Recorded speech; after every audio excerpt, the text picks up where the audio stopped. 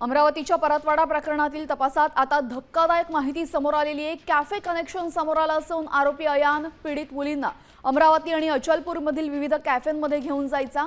धक्कादायक म्हणजे 400 रुपये देऊन तो स्वतंत्र कंपार्टमेंट भाड्याने घेऊन तिचा तरुणींसोबत लैंगिक अत्याचार करायचा। या प्रकरणी आता पोलिसांनी कॅफे चालकांविरोधात आपला मोर्चा वळवलेला आहे।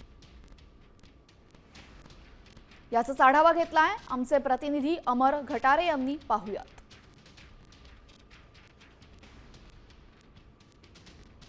परतवाडा येथील मुलींचे लैंगिक शोषण करून त्यांचे व्हिडिओ सोशल मीडियावर व्हायरल करण्याच्या प्रकरणामध्ये आता नवनवीन खुलासे जे आहे आता समोर येत आहे।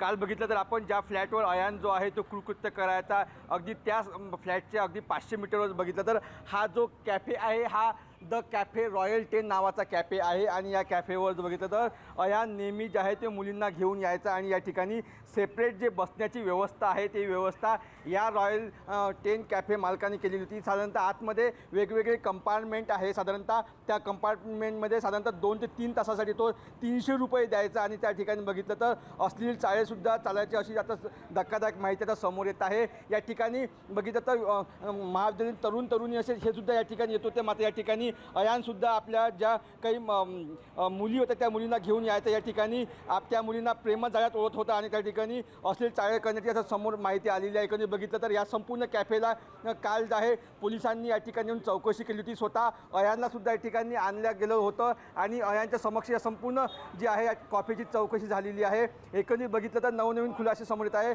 परतवाडा येथील शहरातील अनेक कॅफेमध्ये सुद्धा तो त्या ठिकाणी मुलींना घेऊन जायचा। तर वज्जर येथील तलावावर सुद्धा काल पोलिसांनी त्या ठिकाणी जाऊन चौकशी केली आहे। एकंदरीत बघितलं तर या संपूर्ण प्रकरणाचा तपास आहे तो आता SITच्या मार्फत होत असताना दिसून येत आहे। तर या ठिकाणी बघितलं तर 41 अधिकारी कर्मचारी ते संपूर्ण प्रकरणाची चौकशी करत आहे। यामध्ये आतापर्यंत 8 जे आरोपी आहेत त्यांना अटक केली असून आता आणखी पुन्हा 8 लोकांना जे आहे चौकशीसाठी ताब्यात घेतलेलं आहे। आणि एकंदरीत बघितलं तर आता आज साधारणतः दुपारी जे आहे अमरावती जिल्ह्याचे पालकमंत्री चंद्रशेखर बावनकुळे हे सुद्धा या संपूर्ण प्रकरणाची दखल घेत आहे। मात्र विविध ठिकाणी ज्या ठिकाणी अयान जो आहे तो कॅफेवर नेत होता त्या कॅफेशी आता संपूर्ण पोलीस जे कसून चौकशी करत आहे।